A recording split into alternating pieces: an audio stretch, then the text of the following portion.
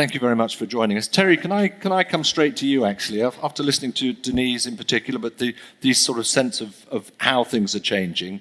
You've got interests pretty much all over the world. Are these common global trends we're seeing in ownership, or is it sort of really rather more local and specific? No, I think we're seeing trends everywhere of a different nature. I think we've clearly been blessed in Australia with the framework we have for making ownership so accessible to everybody, really, and part of the entry is affordability. But I think particularly in Britain and France, perhaps not so much in Ireland, which is a fairly well-established racing culture, there is a very strong reluctance to share ownership, perhaps not as strong as it is in Asia. And we've seen some syndicates set up in those countries, but relatively the racing public, be it because the syndicates haven't been sold as well as have been sold in Australia, or joint ownership hasn't been sold as well as it's been sold in Australia, we just haven't seen it taken up. Now, that may be a simple case that the economics that drive ownership in those countries are not as strong as they are in Australia, but certainly I don't think that sort of activity has been as well accepted. And Justin, for you from a South African perspective, is it a challenge? Are we looking for barriers to break through in terms of increasing ownership, or is it very ready? Are people up for it? V gave those examples of the prize money and who's getting it. Thanks to V, dropped a bomb on me before we've got on stage, but I think it's testament to the situation that we find ourselves in South Africa. The tide is definitely changing, but I think it's become very boutique because the economics of ownership has been out of balance for a very long time. And if we can draw comparisons with the rest of the world, I mean, here in Australia you have a strong level of prize money, a strong export market, and maybe in England you have a slightly weaker form of prize money, but once again, a strong export market. South America, countries like Argentina, weaker prize money, but a relatively strong export market to the States and other countries. Where in South Africa you have weak prize money and close to no export market. So as fellow syndicators here on the left who've been very successful at what they do know that, that resale opportunity, if you don't particularly have the prize money to hand over to your owners, it can really give you a good get out. And we've had to look at other things within South Africa to try and curb the loss of ownership. And I think, obviously, the big plus that we do have is relative to other countries. Our stock at the highest level is relatively cheap. I think Mr. Henderson knows they've got a fantastic filly in South Africa called Under Your Spell, who's always campaigning in group races. And the cost of that stock compared to other countries is low, so you can play at a fairly high level. But we've just had to tweak a few things with our barriers, and I speak with an operator cap when I say we came in at Cape Racing and we ploughed prize money up to levels where certain categories of races are literally double what they were before we came on board. And I think a big problem in South Africa is we moved towards a middle distance classic type of racing jurisdiction, away from the juvenile model, which I think works so well here. And the ownership cycle, which I often refer to, was just out of kilter with what owners are looking for. So you'd be in a position where you go to a premier sale in, say, April, and you get new owners into the sport, new owners into ownership, and then you come to that sale next April, and now you're trying to double dip and get the guys to go again. And for the most part, those horses that you had purchased at the prior sale hadn't even run yet. So you're sitting on a portfolio of owners with horses of unraced stock, and you're asking them to go again. So it's quite difficult. So once again, with our operator cap on, we decided to plow prize money into juvenile racing. We took 3 existing juvenile events, conceptualized them as a juvenile series.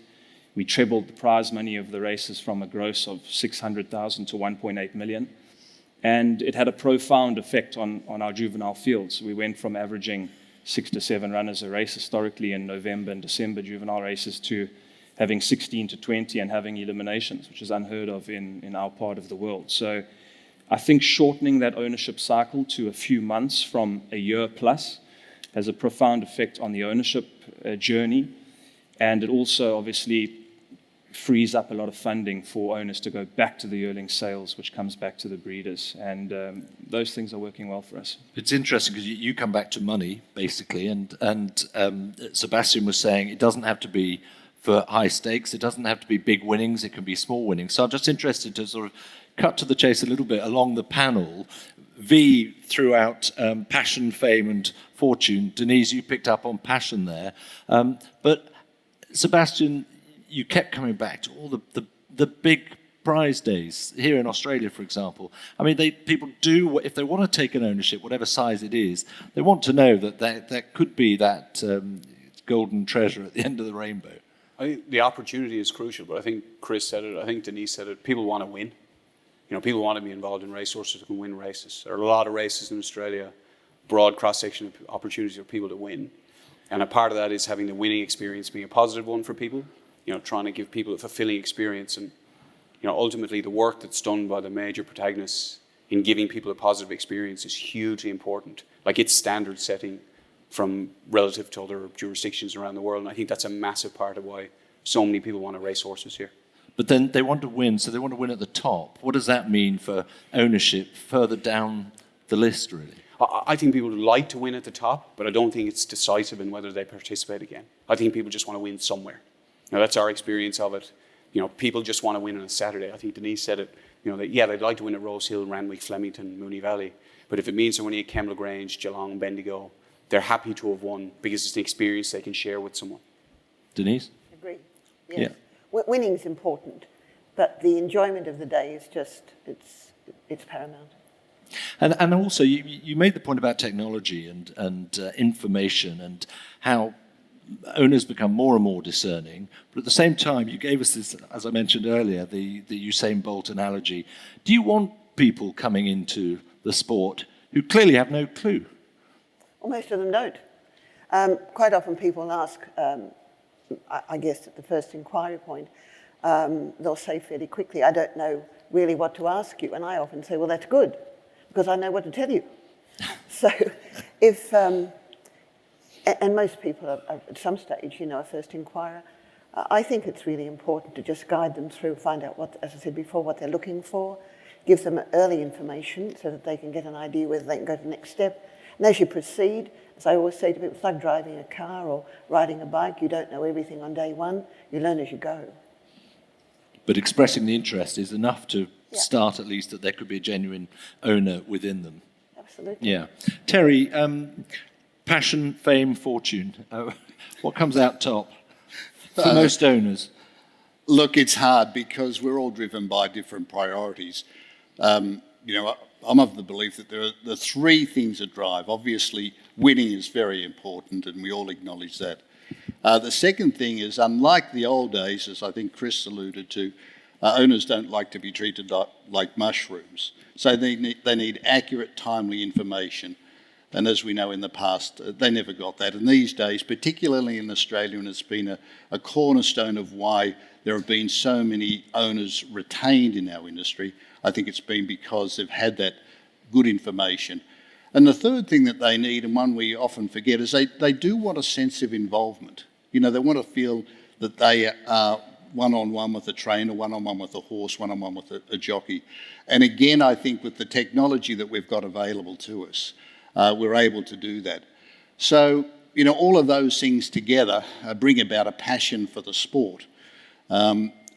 And, you know, in Australia, because we don't run for peanuts, there is a chance of us getting money for our people to reinvest, and that's economically driven.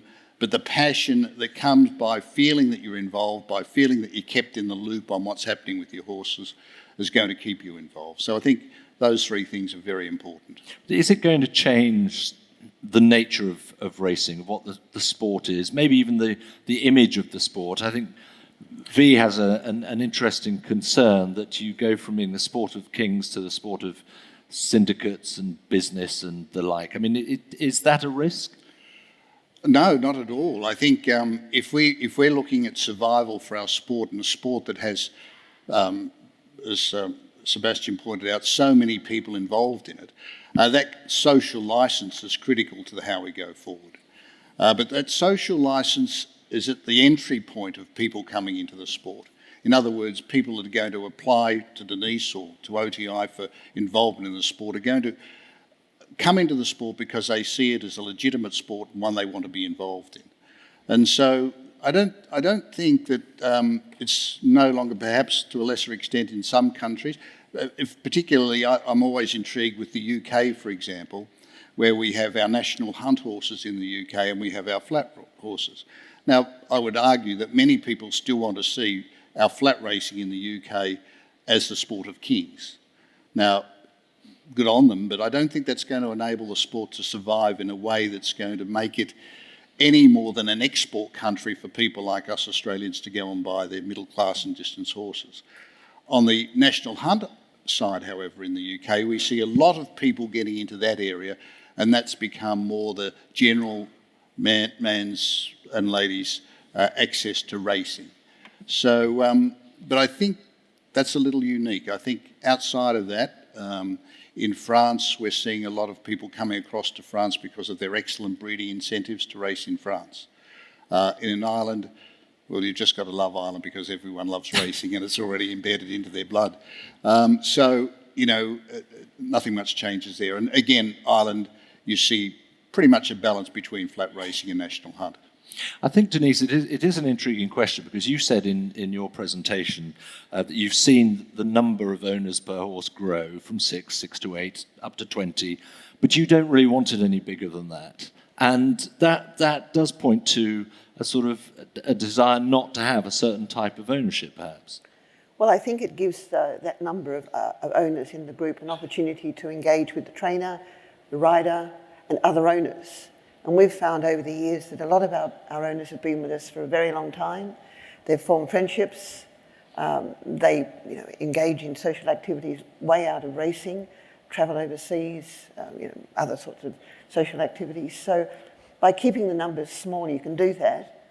If you have very large numbers of people, sometimes it just becomes too big to manage. And I've found over the years that the smaller investor, the more difficult it is to reach a conclusion at the end of the racing life with that horse, because that person might only have one opportunity to participate in the ownership of one horse with a small investment, and he or she doesn't want that horse to retire ever.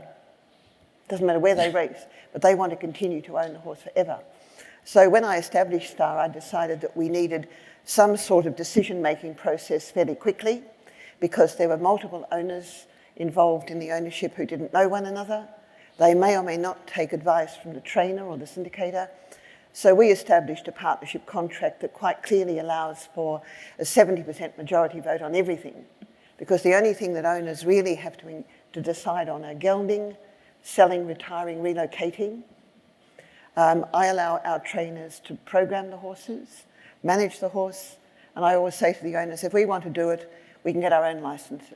As long as we have the information from the owner, from the trainer, and we're comfortable with that, we just manage the group. And when I moved my horses to Chris, I said, you look after the horses and I'll look after the people, and it works really well. Right, but you're still talking there about, in your ideal world, 20 is a max. That's enough, because if you want to keep that personal engagement, if you want them to have a level of involvement, interference even, there's only so much time that trainers and everyone else can actually give to Interference support. not allowed. Well, no, but No, but I think it's interesting because I was asked recently what I felt about micro-ownership. I don't have a problem with that at all, but I've had people come to our office, inquire of our horses recently, because they introduced other owners into the concept of micro-ownership. It allowed people to go to the races for the first time, to get to see the horse, to understand the language and to learn about the industry. But the person who introduced the people there said, for me, it didn't work because I couldn't go to the races and talk to the trainer on a Saturday and become involved in the dialogue on race day about what was going on. So I think in every form of business, and certainly in racing, there's pretty much something to suit everybody. We have 20 shares maximum. We probably have maybe 12, 15 people included in the ownership on the race book. Sebastian said earlier, it's very important for people to be included, listed as an owner. And I recognise that there are businesses and clubs that have many thousands of people, and that works for them. But 20 people, 20 shares for us just works fine. Yes, interesting. Sebastian, I mean, micro-ownership is a whole different league of numbers, isn't it? How far can that go, do you think, then? Well, it's had a Kentucky Derby winner in the States, a Horse of the Year and Authentic. B. Wayne Hughes, one of his great legacies is going to be having introduced or facilitated that concept of that horse. And if that's going to be a part of facilitating participation from new people in the sport, that's fantastic. I mean, I think what's great about the jurisdiction here is there's an open-mindedness about facilitating new entrants and new processes through which people can get involved.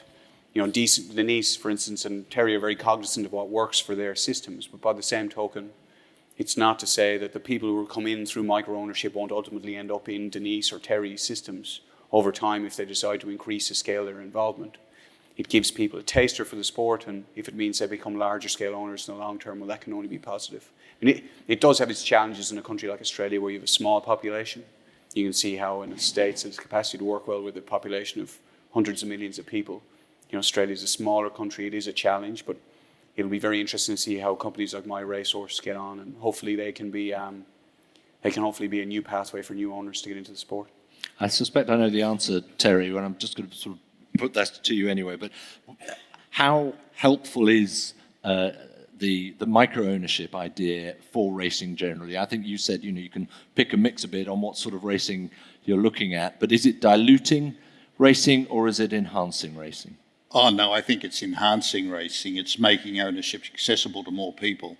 And, people get a taste for the sport, and we've seen it so often that a guy will have 2 horses for the first 2 years, and you look at him 5 years down the track and he's got 40. And micro-ownership is simply another access point for people coming into our sport. So, I welcome that, and although it's relatively new here, I think it's the potential lifeblood for our ownership of the future. I think there'll be other forms of ownership that also come in with the technology that becomes available as younger people particularly find ways to access ownership that want to be involved in the sport. So let's bring it on. Well, I know for all of us up here, you mentioned Gen Z again. The idea of owning a tiny bit of a real racehorse compared to a tiny bit of an NFT and virtual something still seems rather appealing to me. Panel, thank you very much indeed. Thanks for all your contributions in the course of the morning. Many thanks. Ladies and gentlemen, our panel.